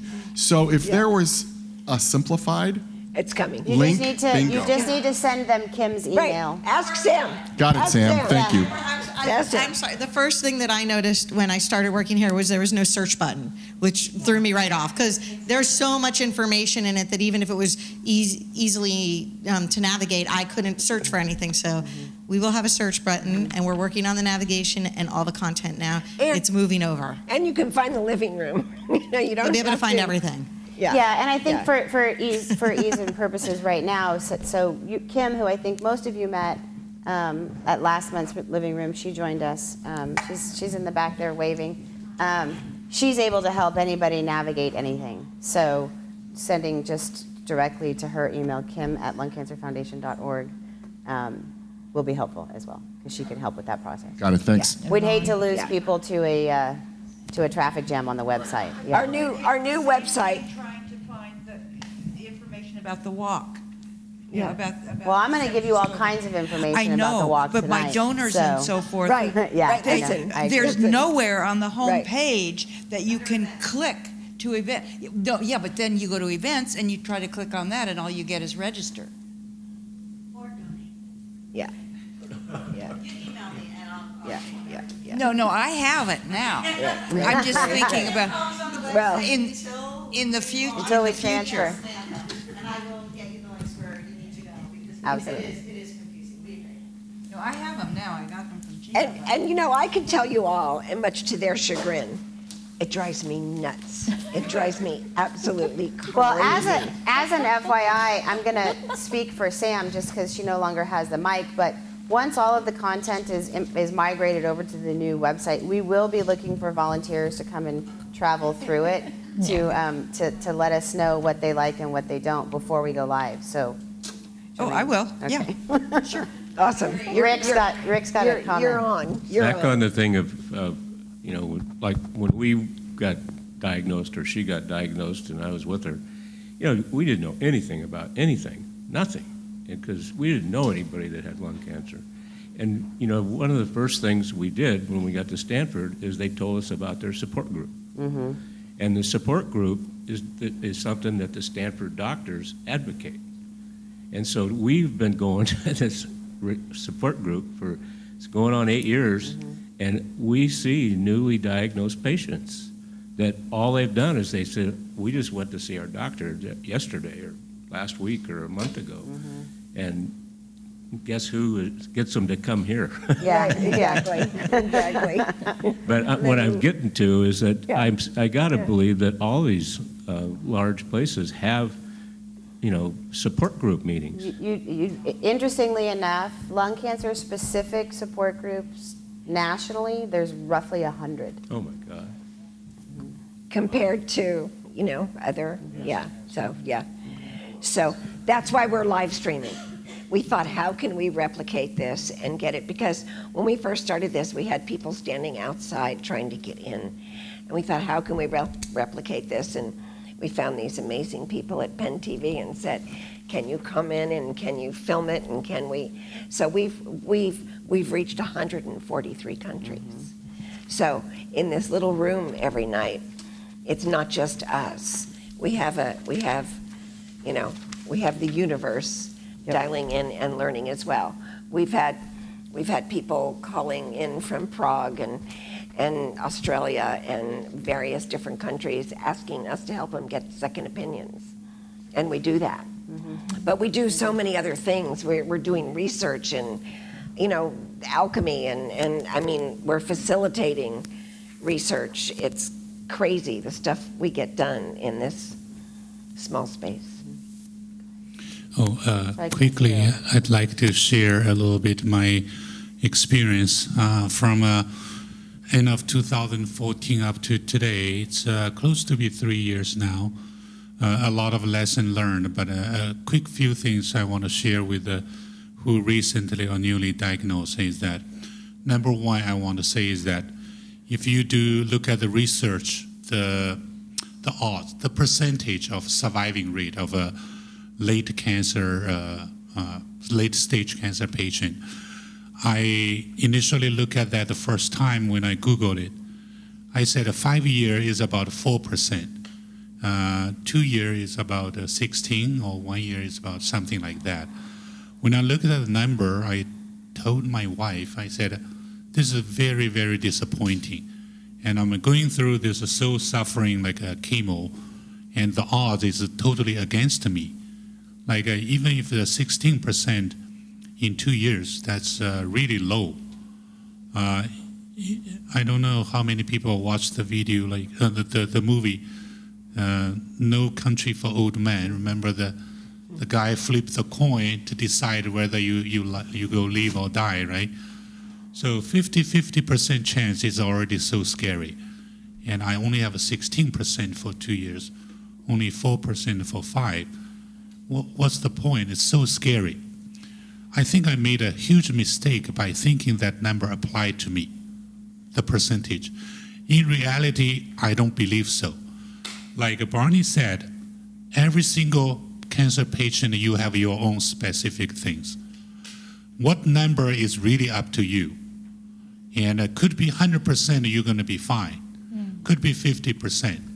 And all depends on what effort you make and who you look for, what is the treatment plan, and how you look at the thing, what is your fighting skill, the will, everything comes up together to determine the percentage for your own.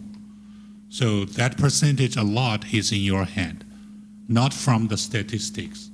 That's what I learned. So don't look at the number that is so low and become like so depressed, thinking that number applied to you. No, not at all.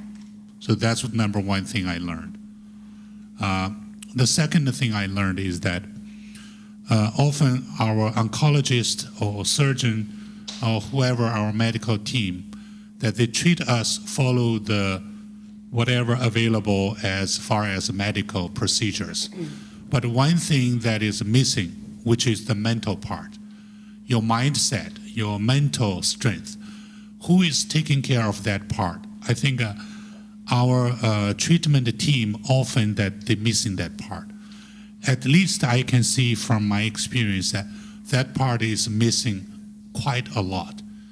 We're missing the mental support medical team who can help us to encourage us a lot more, to give us strength, to boost our fighting will. And that part is missing a lot.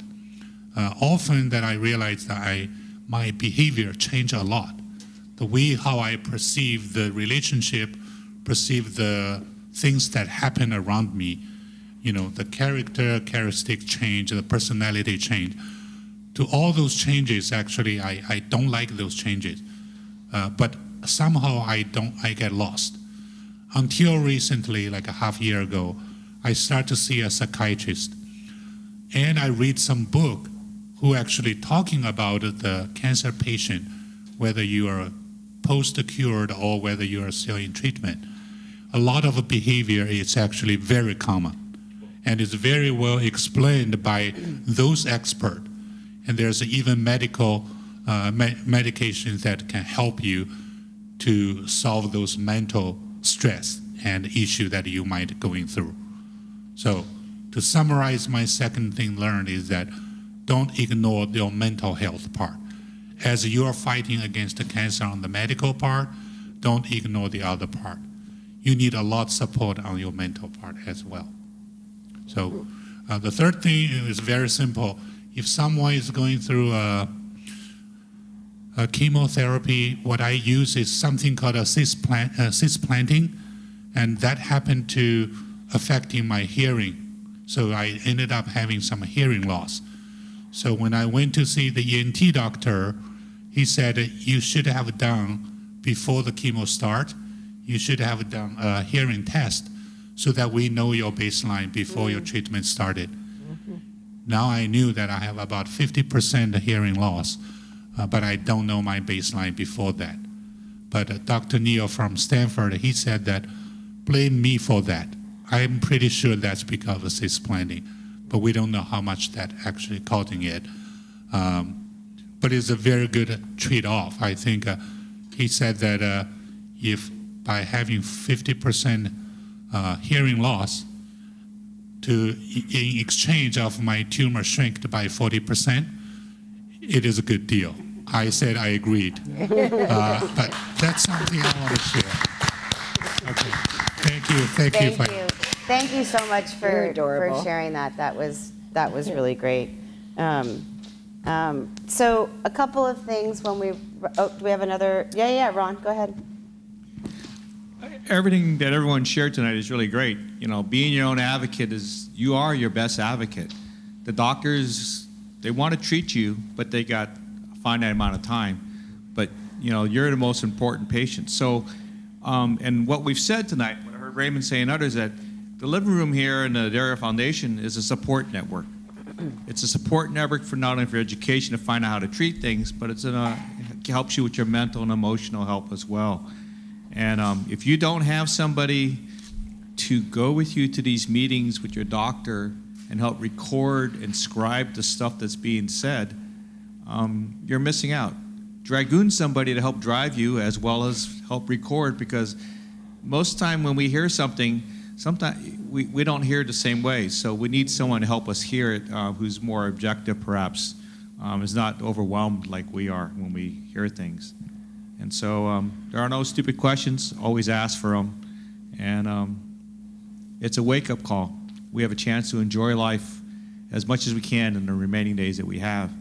Whether you're dying of cancer or not, we still have a finite number of days. So let's live it up while we can. Thanks, Ron. So one of the things that Ron said is that I just want to really quick go back to, because I think it's important, is your doctor's appointments and taking someone with you. And a lot of people can't. They don't have anybody that they can take with them, right?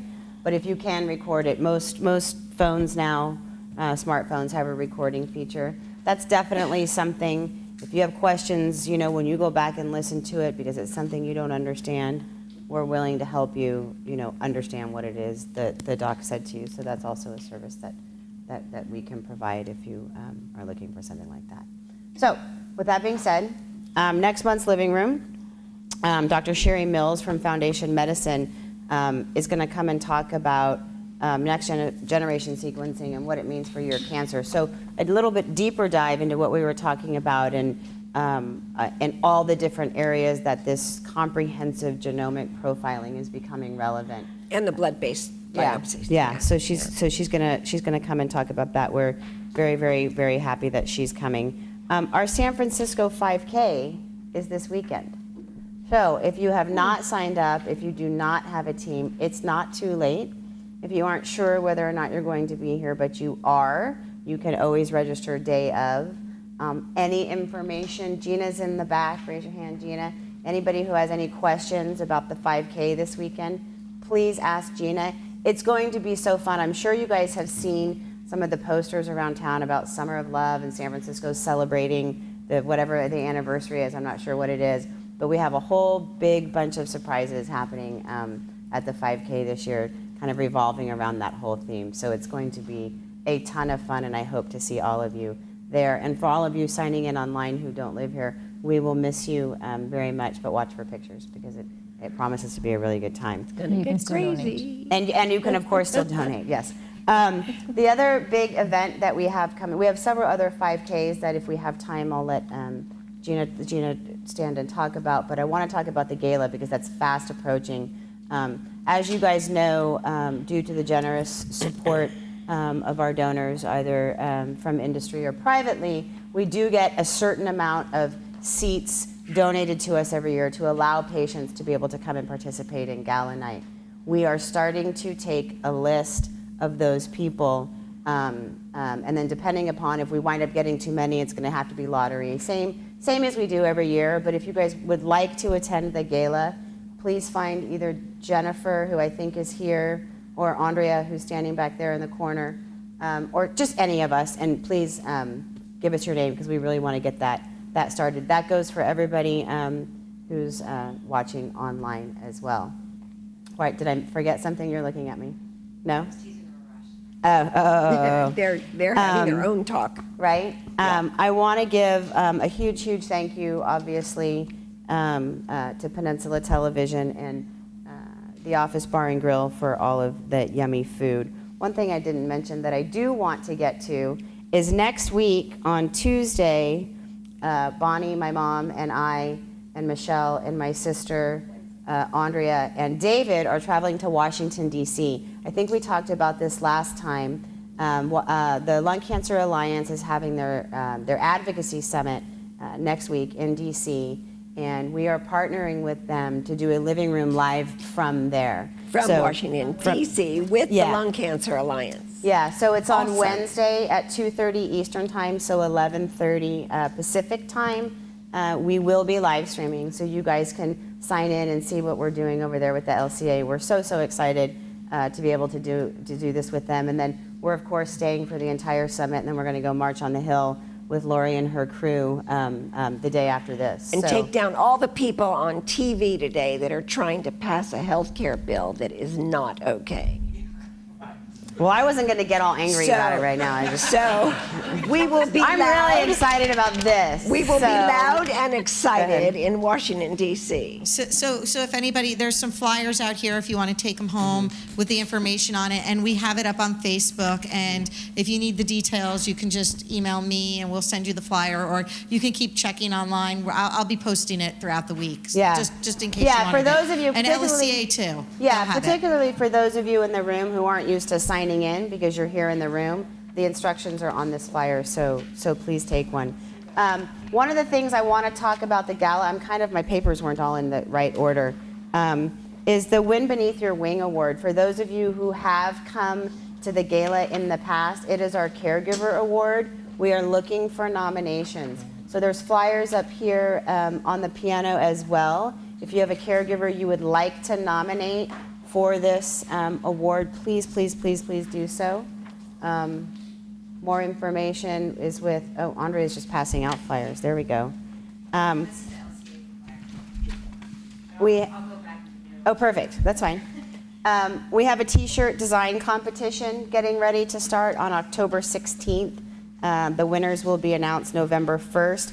First place winner will be chosen by our ALCF advisory board. So I don't know, Sam, if you want to give a little more information about the t-shirt competition. So we thought we'd spice up our race we're good. t-shirt. So we're having a competition and asking people to draw. So any age, anything from little kids to adults. And then we'll have our advisory board look at them and choose them. If we get enough, we'll make a calendar or something. Right now we only have about 3 entries, so get your t-shirts drawn, and we want it to be about hope, and then we're going to put it out for the whole race season next year. So take out your crayons and your markers. Yeah, it'll be fun. I know in Dallas we have a team. It's actually a doctor from Presbyterian in Dallas, and his son designs their team shirt every year. It's absolutely awesome, some of the stuff that this kid comes up with. He does such a great job. Yeah. And it's fun because it kind of mixes it up. We're also looking for family photos. I'm like just throwing out everything tonight. Pictures of you with your loved ones. Sam is working on creating a bank of pictures that we can share with other patients and their families on our website, and to help sort of further develop and create this community. I want to give a real quick update. Most of you have heard us talk about John Matthews and his Ride Hard, Breathe Easy. John left the East Coast, middle of August now, I think. Sam, was that about when he left, John? 24th of August. August 24th? Yeah, he's riding his bike across the country and is landing here. October 14th is the proposed date. I am happy to say that John is in Colorado. He's ridden his bike all the way to Colorado. Halfway here. Yes. If you aren't following him, it's HRBE, Ride Hard, Breathe Easy. RHBE. RHBE.org. I recommend go. He posts videos every day. He meets people. He gives a shout out to a different patient every day. He's got his SAG team kind of following him. So it's kind of fun to watch his journey and the progress that he's made to generate and bring awareness. And you to can lung actually cancer. do Facebook Live with him. I'm connected to him, so I get a notice that John is on Facebook Live. So I click in no matter what time it is, and he goes, "Hi, Bonnie." So whoever you are, you can, he'll give you a shout out from wherever he is. And then last but not least, at the end of this meeting, Well, let me thank our sponsors first, because I don't want to forget that before we run out of airtime. Okay, you have 47 seconds. Yeah. I mean, TV airtime. You guys know how this works. Okay. A huge thank you to Astellas, Bristol Myers Squibb, Celgene, Genentech, Lilly Oncology, Merck, Novartis, Tesaro, and the Yahoo Employee Foundation, without whose support we could not bring this to you every single day. So thank you to all of them for allowing us to create all of this for you. And then I want to put this out there for anybody who might be interested. This is for EGFR positive patients. Ed, who introduced himself at the beginning of the meeting, who unfortunately lost his father several years ago to lung cancer, is trying to figure out a way to give back. And he is developing a platform that's in its very early stages, and he's looking for patients to come and pilot it. I'm going to let him explain it to you afterwards, but I sort of, in my own mind, when Ed and I were talking today, and he had come in and talked to Guneet and some others a few months back before he was even this far along in the process. It was more of a concept back then. But it's really sort of like don't be offended by what I'm about to say, but it's like a Match.com for patients. So he's piloting in EGFR, so taking a certain amount of information from the patient and then connecting you with like patients, right? So you're not only connecting so that you can hopefully make some really great new friends, but also be able to talk about what your different treatments have been, how it's working for you, maybe come up with some conversations to then go back and have this shared decision making with your physician about. So it's really this shared learning opportunity between similar patients to be able to kind of move forward with that. So EGFR patients in the room and anyone online, please feel free in the room to have a chat with Ed. We've got some flyers. I'm not sure where you put them. It's called Dr. Footprint. And then anybody online who might be watching, you can reach out to Michelle or I, and we can connect you directly with Ed. So with that, thank you. If you did not get food or wine, please come and get some now, and we look forward to seeing you all next week. Oh, thank you, Guneet, I just want to throw out, she got this put on her lap literally probably at like 11 o'clock today. She put together like 6 pages today, right, just to be able to come and do this for you guys. It was very last minute, so thank you. Of course, thank you to everybody in the room, everyone online. We'll see you soon. And Guneet's going to... Yes, we'll post this tomorrow on the site. Yeah. Thanks, everybody.